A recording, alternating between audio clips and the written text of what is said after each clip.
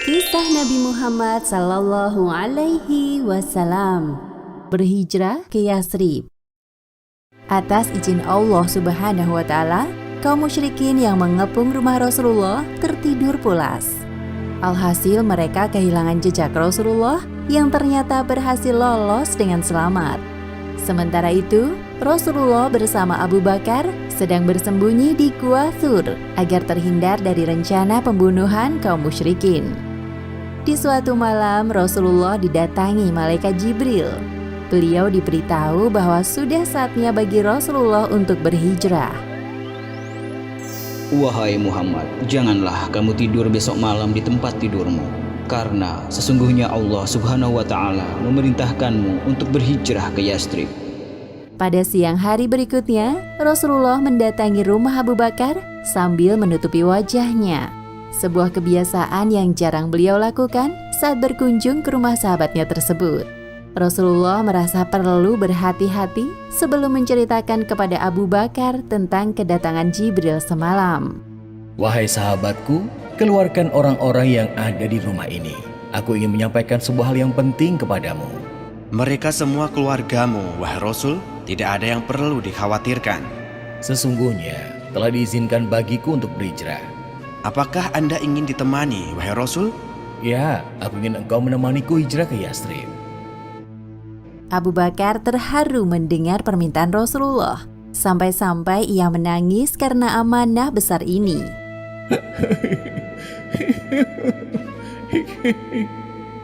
Sejak jauh-jauh hari, Abu Bakar telah menyiapkan 2 ekor unta yang akan mereka gunakan untuk berhijrah ke Yathrib. 1 unta untuk dirinya dan 1 unta lagi untuk ditunggangi Rasulullah. Wahai Rasul, ambillah salah satu dari 2 unta ini yang Anda sukai. Maaf sahabatku, kali ini aku tidak akan menerima pemberianmu secara cuma-cuma. Aku akan membayar senilai 1 ekor unta. Hijrah dari Makkah ke Yathrib adalah ibadah yang mulia. Maka aku ingin mengeluarkan semua yang aku miliki demi menempuh perjalanan ini. Kemudian Rasulullah dan Abu Bakar menyusun strategi hijrah bersama, khususnya rencana untuk keluar dari Mekah malam ini. Selain Abu Bakar, Nabi Muhammad juga menemui Ali bin Abi Thalib. Beliau meminta 2 hal kepada Ali. Setelah sebelumnya Rasulullah meminta Ali untuk tetap tinggal di Mekah sampai sekarang. Wahai Ali, sebelum engkau berhijrah ke Yathrib, aku minta agar engkau mengembalikan barang-barang titipan yang diamanahkan kaum Quraisy kepadaku. Insya Allah, aku akan menyelesaikan amanah tersebut untukmu, wahai Rasul. Terima kasih. Sebuah fenomena yang aneh ketika orang-orang Quraisy, terlebih kaum musyrikin, lebih memilih menitipkan barang-barang berharga mereka kepada Rasulullah daripada menitipkannya kepada orang lain.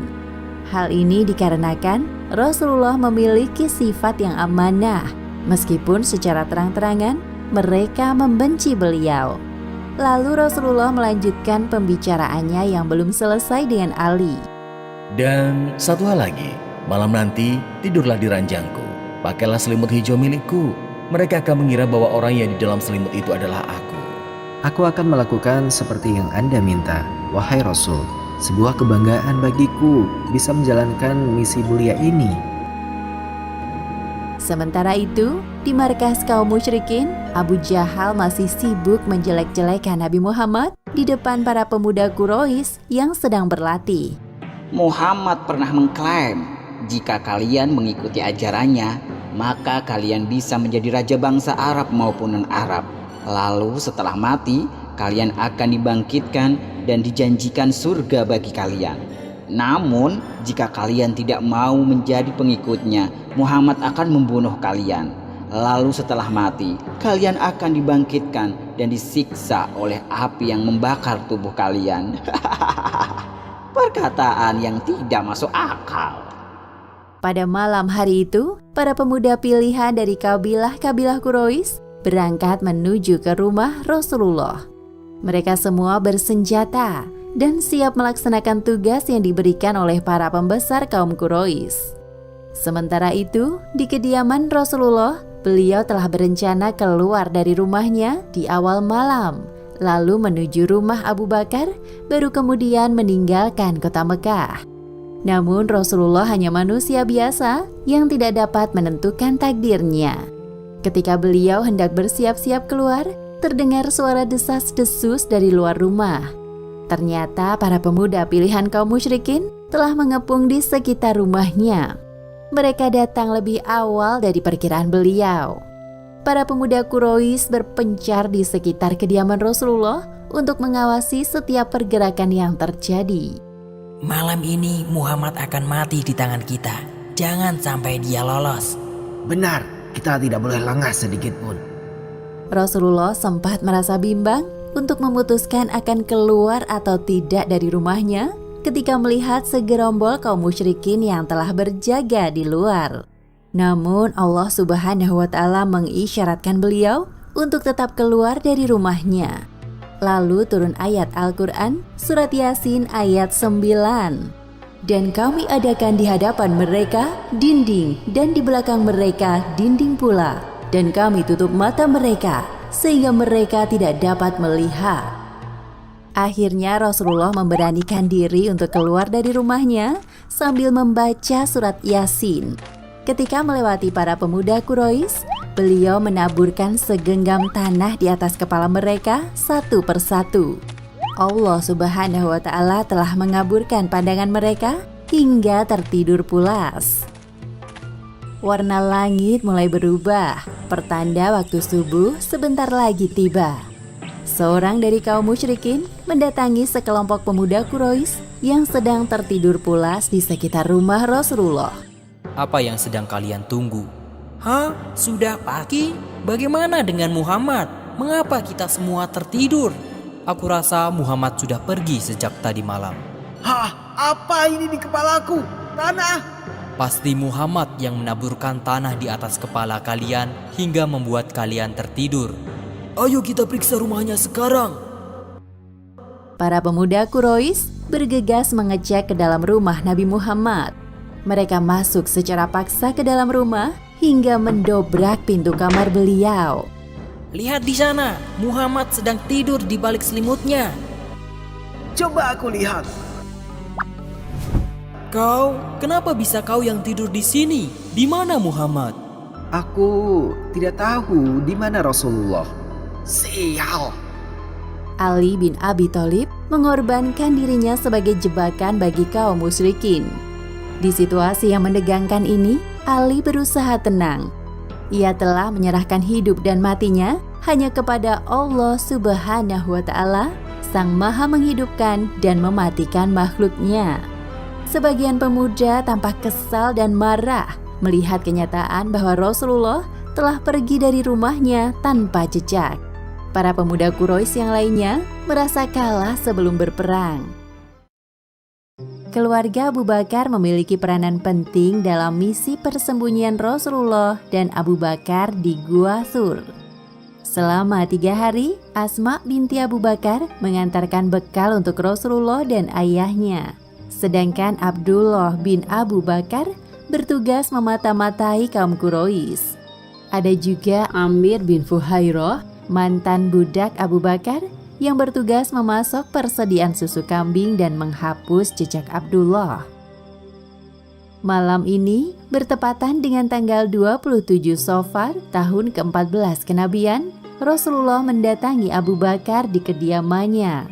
Kemudian mereka keluar lewat pintu belakang dan bergegas meninggalkan kota Mekah sebelum ada orang yang melihat. Sesuai rencana, Rasulullah dan Abu Bakar tidak langsung berhijrah, namun singgah di suatu tempat, baru kemudian menuju Yatsrib ketika keadaan telah aman. Tujuannya untuk mengelabuhi kaum musyrikin. Jadi sebenarnya Rasulullah dan Abu Bakar pergi ke arah selatan menuju Bukit Sur, bukan ke arah utara menuju Yatsrib.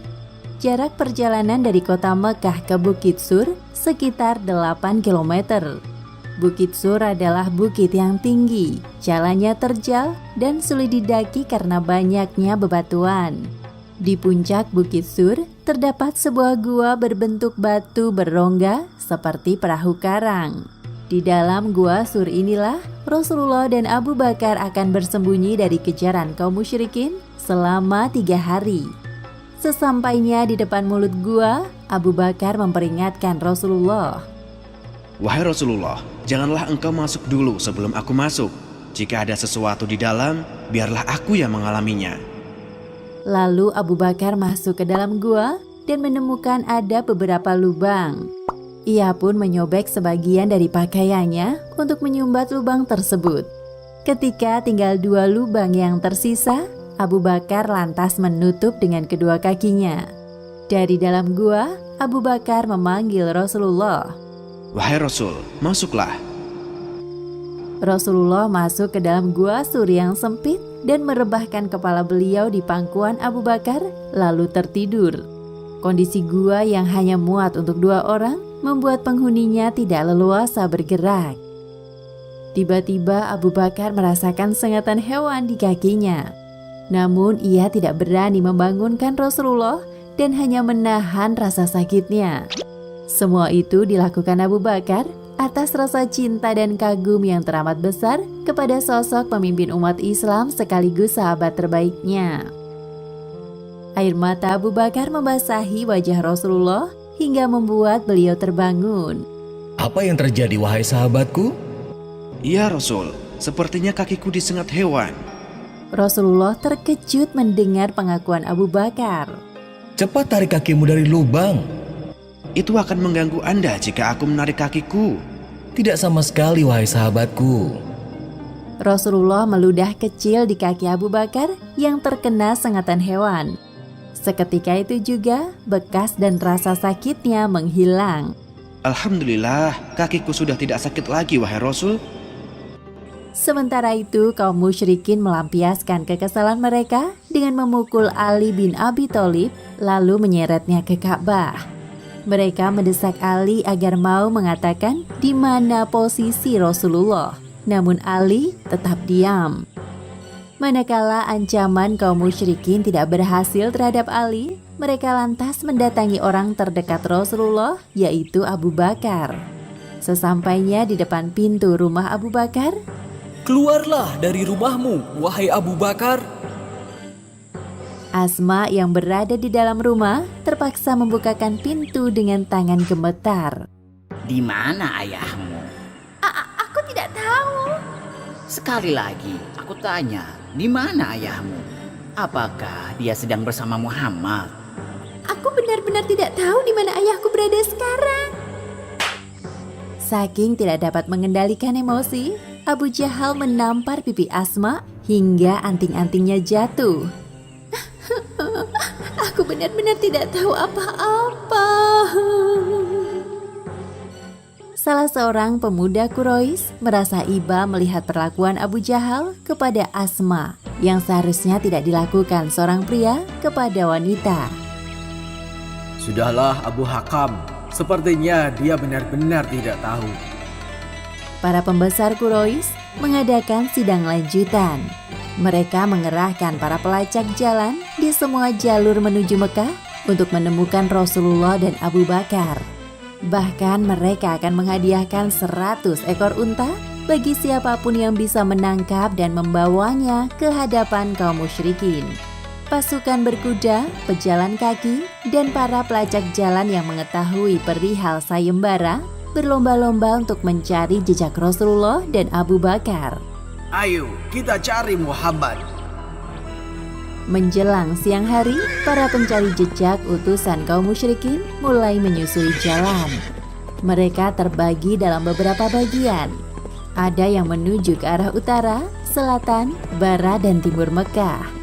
Setelah beberapa lama mencari, akhirnya para pelacak jalan yang ditugaskan ke arah selatan berhasil menemukan jejak Rasulullah dan Abu Bakar. Aku menemukannya. Lihat kemari. Di mana? Di sini. Aku yakin bekas terompah ini adalah milik kaki Muhammad. Namun sepertinya dia tidak sendirian. Aku yakin bekas terompah yang satunya ini milik Abu Bakar. Ayo kita ikuti jejak langkah kaki ini. Pasti kita dapat menemukan mereka berdua. Para pencari jejak terus berjalan sampai mendaki Bukit Sur. Sesampainya di puncak bukit, mereka menghentikan langkahnya. Sebentar, aku yakin mereka ke arah puncak. Tapi setelah ini kemana lagi? Mengapa jejaknya tiba-tiba menghilang? Mustahil mereka menghilang begitu saja. Apakah jejaknya terhapus angin? Entahlah, ini sungguh aneh. Sementara itu, Abu Bakar yang mengetahui kehadiran para pencari jejak di atas bukit merasa was-was. Ia mengadu kepada Rasulullah sambil berbisik-bisik. Wahai Rasulullah, jika mereka menoleh ke bawah, pasti mereka dapat melihat kita. Diamlah wahai Abu Bakar, kita berdua tapi yang ketiganya adalah Allah.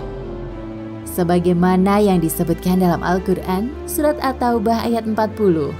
Jikalau kamu tidak menolongnya, Muhammad, maka sesungguhnya Allah telah menolongnya, yaitu ketika orang-orang kafir musyrikin Mekah mengeluarkannya dari Mekah, sedang dia salah seorang dari 2 orang ketika keduanya berada dalam gua.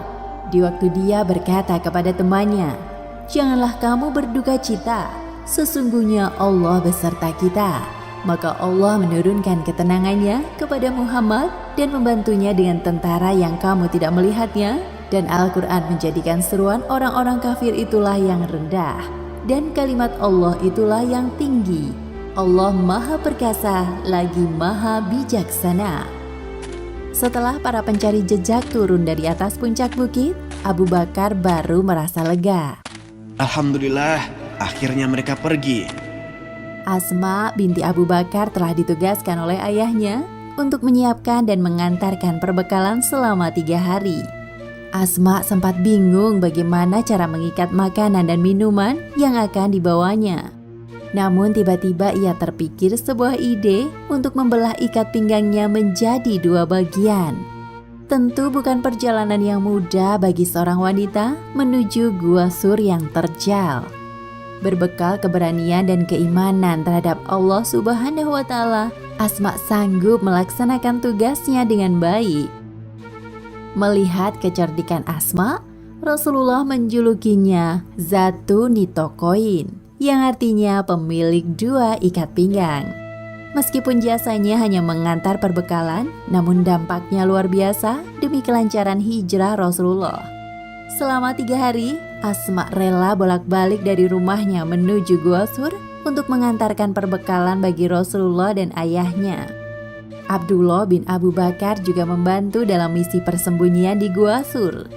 Setiap sore Abdullah berkunjung untuk melaporkan setiap gerak-gerik kaum musyrikin kepada Rasulullah dan ayahnya. Ia baru pulang ke Mekah ketika tengah malam agar tidak ada orang yang curiga. Orang-orang Mekah telah membuat sayembara untuk menemukan Anda, wahai Rasulullah, dan juga engkau ayah, dengan hadiah masing-masing 100 ekor unta. Mereka sungguh kejam. Selain Asma dan Abdullah, Abu Bakar juga meminta pertolongan dari Amir bin Fuhairah, seorang mantan budaknya. Amir bertugas menggembalakan kambing perah untuk Rasulullah dan Abu Bakar, sehingga mereka dapat meminum hasil perahan susu kambing tersebut di malam hari.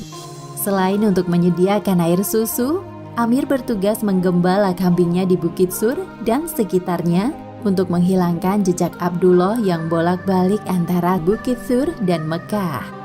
Pada hari keempat, keadaan mulai aman. Orang-orang Mekah tidak lagi berminat terhadap sayembara. Sedangkan kaum musyrikin mulai mereda emosinya dan mengendurkan pelacakan.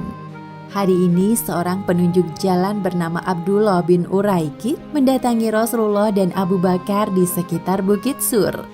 Meskipun Abdullah adalah seorang musyrik, namun ia amanah dengan pekerjaannya.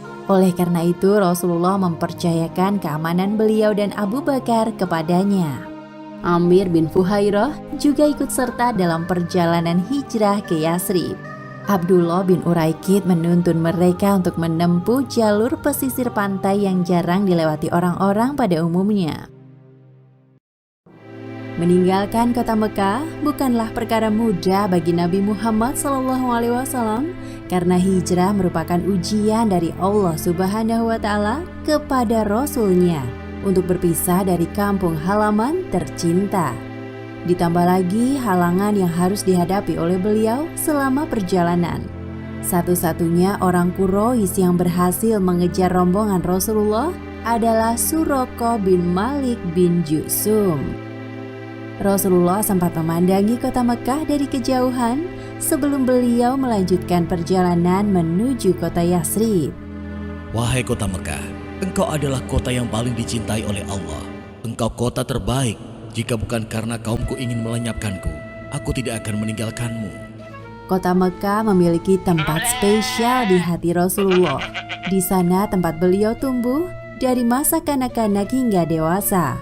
Bertemu dengan kakek tersayang, para paman, menikah dengan Khadijah yang tercinta, dan membesarkan putra-putri mereka.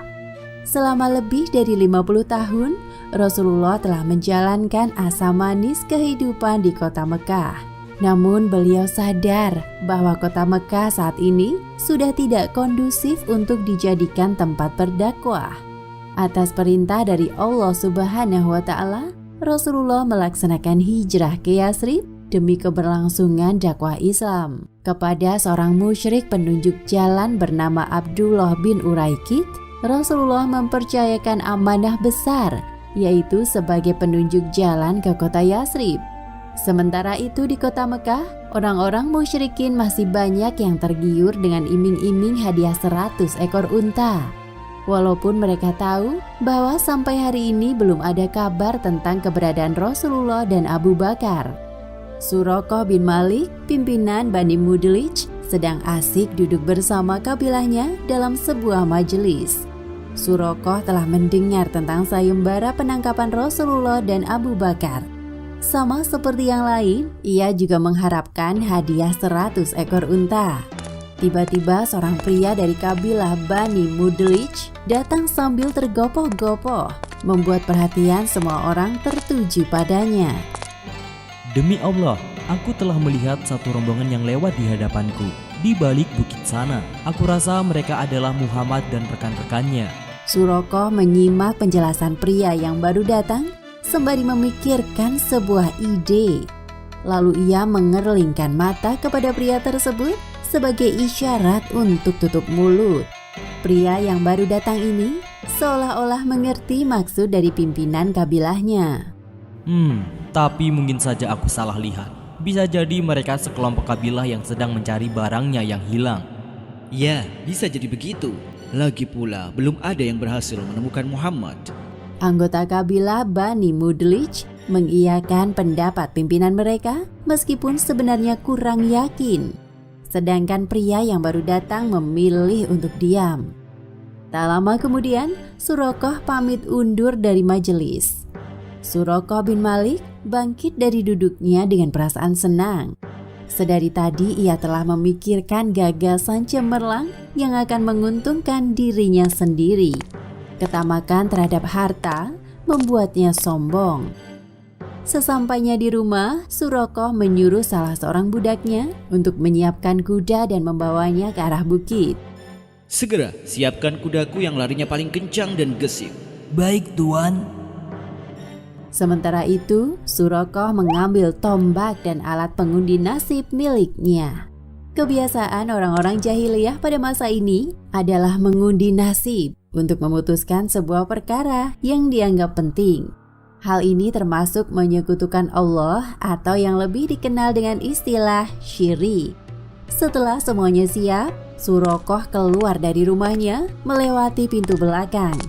Ia lalu berjalan menuju ke arah bukit di mana kudanya telah disiapkan. Suraqah memacu kudanya menuju jalur pesisir pantai Laut Merah, yaitu jalan yang ia yakini dilewati oleh rombongan Rasulullah. Dalam hal ini, Suraqah mengetahui tentang jalur alternatif yang jarang dilalui oleh para kafilah dagang. Setelah lama berjalan, akhirnya Suraqah berhasil menemukan jejak Rasulullah dan rombongannya. Ketika Suraqah melihat dengan jelas bahwa sosok yang dicarinya berada di kejauhan, ia tersenyum puas. Suraqah lalu mengeluarkan alat pengundi nasib miliknya untuk melihat petunjuk yang keluar. Ternyata hasilnya tidak seperti yang ia harapkan. Suraqah menjadi kesal sendiri. Kenapa hasilnya begini setelah sasaran tampak di depan mata? Apakah aku harus melepaskannya? Tidak, sekali ini saja aku tidak mempercayai benda ini. Ya, jalan. Surakoh memacu kudanya agar lebih dekat dengan posisi Rasulullah. Namun tiba-tiba kudanya terjatuh. Sial! Surakoh berdiri dan membersihkan pakaiannya yang terkena pasir. Untuk kali kedua, Surakoh mengeluarkan alat pengundi nasib miliknya. Namun ternyata hasilnya sama seperti sebelumnya dan ia tidak menyukainya. Dengan penuh ambisi, Surakoh memacu kembali kudanya. Hayo cepat jalan. Ya! Ketika kuda yang dikendarai Surakoh mulai melaju kencang dan selangkah lebih dekat dengan posisi Rasulullah, tiba-tiba kudanya terperosok ke dalam pasir. Ah, apalagi nih? Ada apa denganmu? Surakoh bin Malik mulai menyalahkan kudanya yang terus saja terjatuh ketika posisinya sudah dekat dengan Rasulullah. Tekad Surakoh dalam mengejar Nabi tidak kendur. Ia mencoba bangkit lagi. Abu Bakar yang melihat kedatangan Surakoh mulai mengkhawatirkan keselamatan Rasulullah. Sedangkan di samping Abu Bakar, Rasulullah tetap tenang berjalan sambil membaca ayat Al-Quran. Wahai Rasul, di sana ada seseorang yang mengejar kita. Tenanglah wahai sahabatku, Allah ada bersama kita.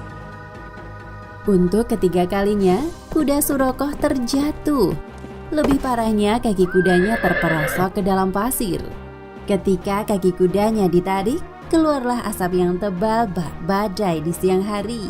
Pada saat inilah, Surakoh tersadar bahwa yang dihadapinya bukan orang sembarangan. Pasti ada zat yang melindungi Muhammad. Lebih baik aku urungkan niat jahatku sekarang daripada aku celaka. Akhirnya Surakoh memutuskan untuk menyerah dan memanggil Rasulullah dari kejauhan. Hai kalian, aku Surakoh bin Malik bin Ju'sum. Tunggulah aku sejenak, aku ingin menyampaikan sesuatu. Demi Allah, aku tidak mencurigai kalian dan tidak membawa sesuatu yang tidak kalian senangi. Rasulullah yang mendengar teriakan Surakoh berkata kepada Abu Bakar, Wahai sahabatku, katakan padanya, apa yang engkau inginkan dari kami? Abu Bakar melakukan perintah dari Rasulullah dan mendekat ke arah kuda Surakoh. Wahai Surakoh, apa yang engkau inginkan dari kami? Tuliskan satu surat untukku sebagai tanda antara aku dan kalian. Rasulullah lalu memerintahkan Amir bin Fuhairah menuliskan sebuah surat untuk Surakoh. Isi suratnya adalah tentang pemberian keamanan bagi Surakoh jika sewaktu-waktu diperlukan. Surakoh menerima surat dari Rasulullah dengan senang hati.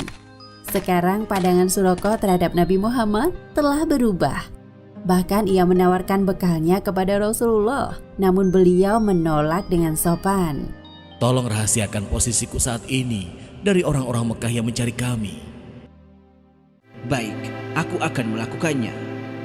Surakoh melihat kepergian rombongan Rasulullah sampai hilang dari pandangannya. Lalu ia memacu kudanya kembali ke kota Mekah.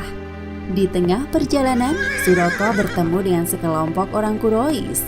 Ternyata mereka sedang mencari Rasulullah dan Abu Bakar. Kali ini Surakoh menyembunyikan keberadaan Rasulullah dengan mengatakan kepada mereka, Aku tidak menemukan apa-apa dari arah sebelah sana. Lebih baik kalian berhenti sampai di sini dan carilah ke tempat lain. Selama perjalanan panjang dari Gua Sur menuju Yasrib, Rasulullah mendapatkan perlakuan istimewa dari Abu Bakar. Di tengah-tengah perjalanan, rombongan Rasulullah bertemu dengan orang-orang asing yang baik. Mereka dengan senang hati membantu, bahkan membawakan oleh-oleh bagi Rasulullah dan Abu Bakar. Rasulullah bersama dengan Abu Bakar, Amir bin Fuhairah, dan Abdullah bin Uraikid telah berjalan sepanjang malam hingga esok harinya tanpa istirahat. Jalanan terasa lenggang karena rombongan Rasulullah tidak bertemu dengan kafilah dagang ataupun pejalan kaki di daerah ini. Ketika matahari menuju pertengahan hari dan suhu udara semakin panas, Rasulullah mengajak rombongannya untuk beristirahat sejenak. Kemudian Abu Bakar berinisiatif mencari batu berukuran besar yang bisa digunakan sebagai tempat untuk mereka bernaung. Batu ini mampu melindungi orang-orang dari sengatan sinar matahari. Kemudian Abu Bakar menghamparkan sebuah kulit binatang sebagai tempat rebah Rasulullah dan meratakannya dengan tangan. Saat ini yang dipikirkan Abu Bakar hanya bagaimana cara agar Nabi Muhammad dapat beristirahat dengan layak dan nyaman. Tidurlah, wahai Rasulullah. Aku akan mengontrol keadaan di sekitar sini. Terima kasih sahabatku. Setelah memastikan bahwa Rasulullah terlelap, Abu Bakar memperhatikan sekelilingnya. Amir bin Fuhairah dan Abdullah bin Uraikid juga ikut beristirahat di dekat batu besar, tempat di mana Rasulullah berbaring. Setelah menunggu cukup lama, tiba-tiba muncul sesosok pemuda dari kejauhan. Rupanya ia seorang penggembala domba. Penggembala ini berniat menggiring hewan ternaknya menuju batu besar di dekat rombongan Rasulullah. Dari wajahnya tampak ia sedang kelelahan. Abu Bakar yang sedari tadi memperhatikan kedatangan penggembala domba membuka percakapan dengannya. Permisi, apakah domba-domba ini milikmu, nak? Ataukah engkau hanya bertugas mengembalakannya? Bukan tuan, domba-domba ini milik tuanku, seorang saudagar kaya di Yastrib. Apakah domba-domba yang engkau gembalakan ini bisa diambil susunya? Ya, tentu saja. Lalu si penggembala mengambil seekor domba dan membawanya ke hadapan Abu Bakar. Aku memintamu untuk memerah susu domba ini. Tolong pastikan agar susunya steril dari tanah, bulu, atau debu halus. Baiklah, aku akan melakukan seperti yang Anda inginkan. Terima kasih. Semoga Allah membalasmu dengan kebaikan yang banyak. Kemudian Abu Bakar menyerahkan sebuah wadah kecil tempat biasanya Rasulullah minum dan berwudu kepada penggembala domba tersebut. Gunakan ini.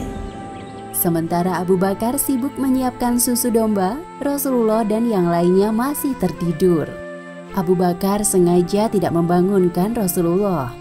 Barulah setelah Rasulullah terbangun sendiri dari tidur, Abu Bakar membawakan susu domba kepada beliau. Minumlah susu domba ini, wahai Rasulullah. Baru saja lewat seorang pemuda bersama domba-dombanya di daerah ini. Rasulullah meminum susu domba pemberian Abu Bakar untuk menghilangkan rasa lapar dan dahaga. Terima kasih atas minumannya. Wahai sahabatku, bukankah sekarang sudah waktunya kita untuk melanjutkan perjalanan? Ya, Anda benar. Kemudian Rasulullah dan rombongan berangkat kembali. Keesokan harinya, di tengah perjalanan, Rasulullah melewati sebuah pemukiman jarang penduduk. Wajah Abu Bakar tampak tidak asing bagi warga pemukiman karena mereka sering bertemu dengannya sewaktu Abu Bakar berdagang keluar kota Mekah. Berbeda dengan sosok Rasulullah yang tidak terlalu dikenal oleh warga pemukiman ini. Mereka memandang wajah Rasulullah dengan penuh rasa penasaran. Seorang penduduk bertanya kepada Abu Bakar, Siapakah laki-laki yang bersamamu? Oh, orang ini adalah petunjuk jalan kami. Pantas saja, kami jarang melihat wajahnya. Untuk itu kami bertanya kepadamu. Kalau wajahmu sudah tidak asing bagi kami, karena dulunya engkau sering berdagang. Baiklah, silahkan meneruskan perjalanan kalian. Abu Bakar sengaja menyembunyikan identitas Nabi Muhammad di hadapan penduduk dengan alasan keamanan beliau. Abu Bakar tidak bermaksud untuk membohongi mereka. Arti kata penunjuk jalan baginya adalah orang yang menunjukkan jalan kebaikan. Tetapi mungkin para penduduk tadi mengira bahwa Rasulullah hanya sekedar pemandu jalan seperti Abdullah bin Uraikid. Pada hari berikutnya, rombongan Rasulullah melewati perkemahan milik Ummu Ma'bad al-Khuzaiyah. Ia seorang wanita cerdas dan pekerja keras. Kebiasaan Ummu Ma'bad memberikan jamuan makanan dan minuman kepada para musafir yang melewati kemahnya. Abu Bakar memberanikan diri bertanya kepada Ummu Ma'bad tentang persediaan makanan yang ia miliki. Permisi, apakah engkau memiliki sesuatu yang bisa kami makan atau minum? Demi Allah, andai kata kami memiliki sesuatu, pasti telah aku keluarkan dari tadi untuk menjamu kalian. Seperti yang kalian tahu, daerah ini sedang musim paceklik. Sementara itu, Rasulullah melihat-lihat di sekitar perkemahan Ummu Ma'bad. Tampak seekor domba kecil di samping tenda. Bagaimana dengan domba itu, wahai Ummu Ma'bad? Domba ini terlalu lemah dan kurus. Apakah ia memiliki air susu? Wahai Tuan, kondisinya bahkan lebih parah untuk mengeluarkan air susu. Apakah engkau mengizinkanku untuk memerah susunya? Silahkan, jika engkau merasa domba lemah ini bisa mengeluarkan air susu. Akhirnya Ummu Ma'bad menyerahkan dombanya kepada Rasulullah dan Abu Bakar. Kemudian Rasulullah berdoa kepada Allah sambil memerah domba milik Ummu Ma'bad. Bismillahirrahmanirrahim. Tiba-tiba domba lemah tersebut mengeluarkan susu dengan pancaran yang deras. Rasulullah mengambil bejana milik Ummu Ma'bad yang biasa digunakan oleh para pejalan yang singgah. Lalu Rasulullah memenuhi bejana tersebut dengan susu domba dan menyuruh Abu Bakar meminumnya. Setelah Abu Bakar selesai minum, Rasulullah mempersilahkan Amir bin Fuhairah dan Abdullah bin Uraikid bergantian minum sampai mereka kenyang. Barulah kemudian giliran Rasulullah yang minum terakhir. Sekali lagi, Rasulullah memerah susu domba sampai memenuhi bejana untuk diberikan kepada Ummu Ma'bad. Terima kasih wahai Ummu Ma'bad atas jamuannya. Kami harus melanjutkan perjalanan. Semoga perjalanan kalian mudah. Terima kasih banyak. Sepeninggal Rasulullah dan rombongannya, Ummu Ma'bad berniat menceritakan tentang kejadian hari ini kepada suaminya. Tak lama kemudian, Abu Ma'bad datang sambil membawa domba-domba mereka yang tampak kurus. Tiba-tiba Abu Ma'bad terkejut melihat air susu telah tersedia dalam bejana. Wahai istriku, dari mana asal susu ini? Beberapa saat yang lalu ada rombongan kafilah yang mampir ke perkemahan kita. Dia bertanya kepada aku tentang domba ini dan ingin memerah susunya. Padahal seperti yang kau tahu, domba ini lemah. Benar-benar seperti keajaiban. Abu Ma'bad penasaran dengan pria yang sedang diceritakan oleh istrinya. Demi Allah, aku yakin pria itu adalah orang yang sedang dicari-cari oleh orang-orang Quraisy Mekah. Cepat katakan kepadaku ciri-ciri pria tersebut. Pria itu begini-begini dan begitu. Tidak salah lagi. Demi Allah, inilah orang yang belakangan ini dicari oleh orang-orang Quraisy.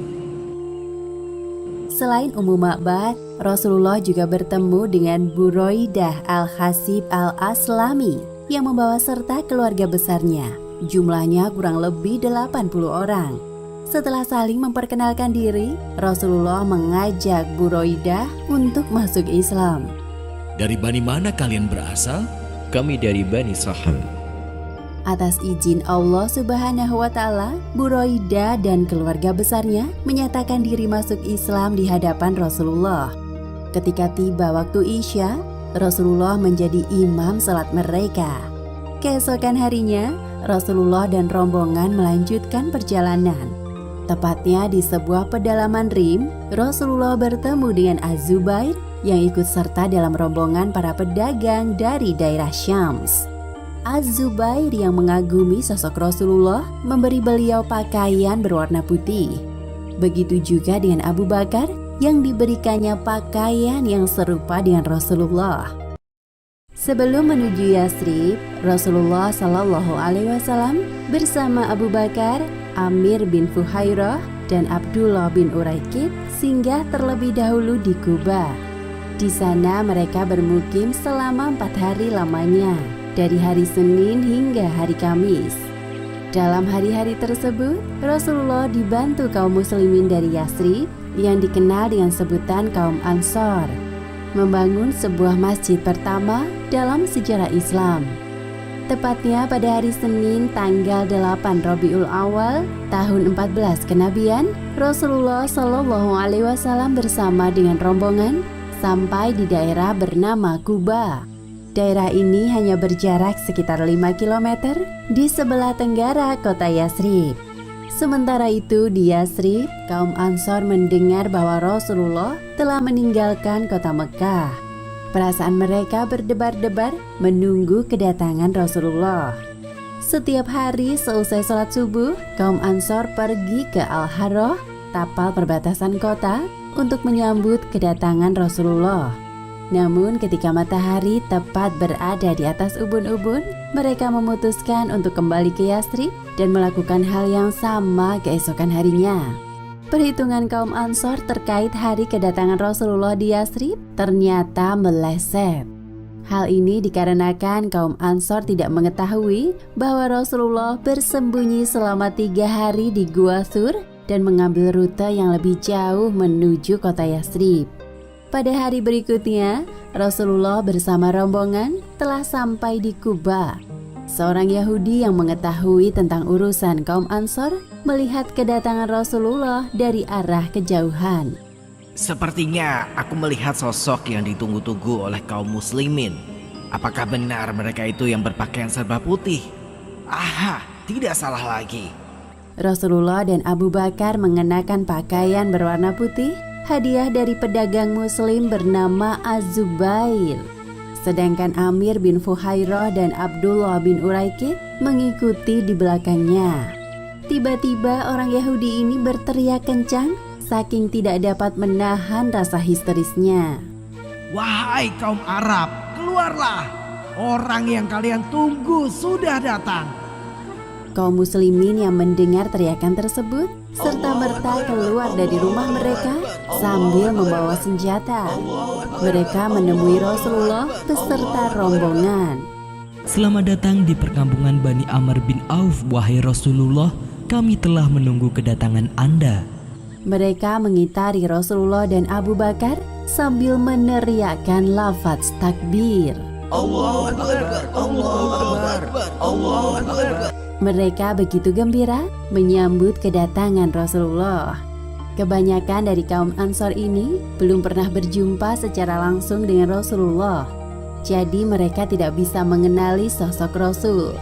Bahkan mereka mengira bahwa Abu Bakar adalah Rasulullah.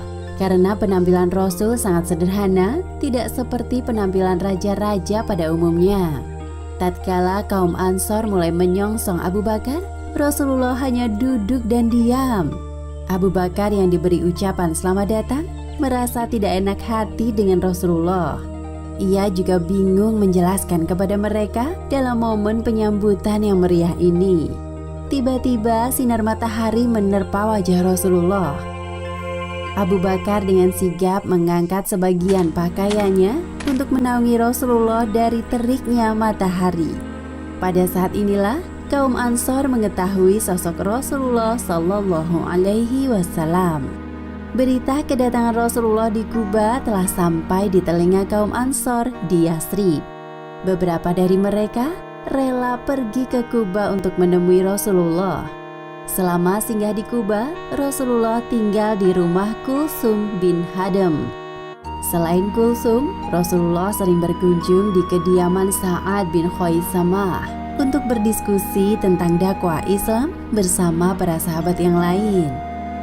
Sementara itu di kota Mekah, Ali bin Abi Thalib telah menyelesaikan amanah dari Rasulullah untuk mengembalikan barang-barang titipan kaum Quraisy. Selama 4 hari di Quba, Rasulullah telah merancang sebuah rencana besar. Beliau mengajak kaum Ansor untuk membangun sebuah masjid dan sholat di dalamnya. Sebagaimana yang disebutkan dalam Al-Quran surat At-Taubah ayat 108. Janganlah kamu bersembahyang dalam masjid itu selama-lamanya. Sesungguhnya masjid yang didirikan atas dasar takwa, Masjid Quba, sejak hari pertama adalah lebih patut kamu bersembahyang di dalamnya.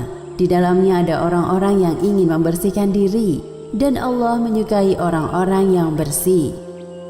Masjid Quba merupakan masjid pertama yang didirikan oleh Rasulullah pada masa kenabian beliau. Masjid ini berjasa besar bagi perkembangan dakwah Islam karena aktivitas keagamaan berpusat di dalamnya.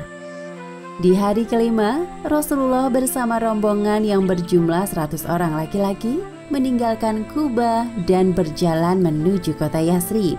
Namun waktu sholat Jumat telah tiba sebelum mereka sampai di kota. Akhirnya Rasulullah memutuskan untuk sholat Jumat di perkampungan Bani Salim bin Auf. Daerah ini juga terkenal dengan sebutan Wadi Ar-Ronuna, Lembah Ar-Ronuna. Setelah melaksanakan sholat Jumat, Rasulullah dan para rombongan melanjutkan perjalanan ke Yathrib yang tinggal sedikit lagi. Terhitung sejak hari pertama Rasulullah memasuki kota Yathrib, nama Yathrib berubah menjadi Madinatur Rasul, kota Rasulullah, yang kemudian disingkat menjadi Madinah. Hari Jumat ini merupakan hari yang sangat agung bagi umat Islam. Dari rumah-rumah dan lorong-lorong kota Madinah terdengar suara tahmid atau pujian untuk menyambut kedatangan Rasulullah. Seorang sahabat bernama Al-Bara bin Azib yang menyaksikan kedatangan Rasulullah dari kejauhan lantas berkata sebagaimana yang telah disebutkan dalam hadis riwayat Bukhari. Aku tidak pernah melihat penduduk Madinah begitu gembira, segembira mereka menyambut Rasulullah SAW. Semua penduduk Madinah menginginkan agar Rasulullah berkenan tinggal di rumahnya. Ketika melewati satu persatu rumah penduduk, beberapa di antara mereka menarik kendali unta Rasulullah, namun beliau menolak dengan sopan. Biarkan saja unta ini berjalan, sesungguhnya ia telah diperintahkan oleh Allah. Unta yang ditunggangi oleh Rasulullah terus berjalan sampai berhenti di sebuah lokasi tempat berdirinya Masjid Nabawi sekarang. Unta Rasulullah duduk sebentar lalu berjalan beberapa langkah. Unta ini menoleh ke kanan, ke kiri, lalu kembali berjalan ke tempat pertamanya berhenti. Di titik inilah Rasulullah turun dari untanya. Seorang sahabat bernama Abu Ayyub Al-Ansori segera mengambil barang-barang milik Rasulullah dari unta beliau. Meskipun penduduk Madinah berkali-kali mendesak beliau agar sudi tinggal di rumah mereka, Rasulullah tetap menolak. Seseorang hendaknya tinggal di mana barangnya berada. Secara kebetulan, unta Rasulullah berhenti di depan rumah keluarga beliau dari pihak Ibunda Aminah. Dengan cara inilah Rasulullah dapat memuliakan para paman dari pihak ibunya. Sesungguhnya hal ini telah diatur oleh Allah Subhanahu wa Ta'ala. Setelah beberapa hari tinggal di Madinah, istri beliau yaitu Saudah bersama dengan Fatimah dan Ummu Kulsum menyusul. Mereka tiba di Madinah bersama dengan Usamah bin Zaid dan Ummu Aiman. Selain mereka datang juga keluarga dari pihak Abu Bakar yaitu Abdullah dan Aisyah. Sedangkan putri Rasulullah yang bernama Zainab masih tinggal di Mekah bersama dengan suaminya yang bernama Abu Al-Ash.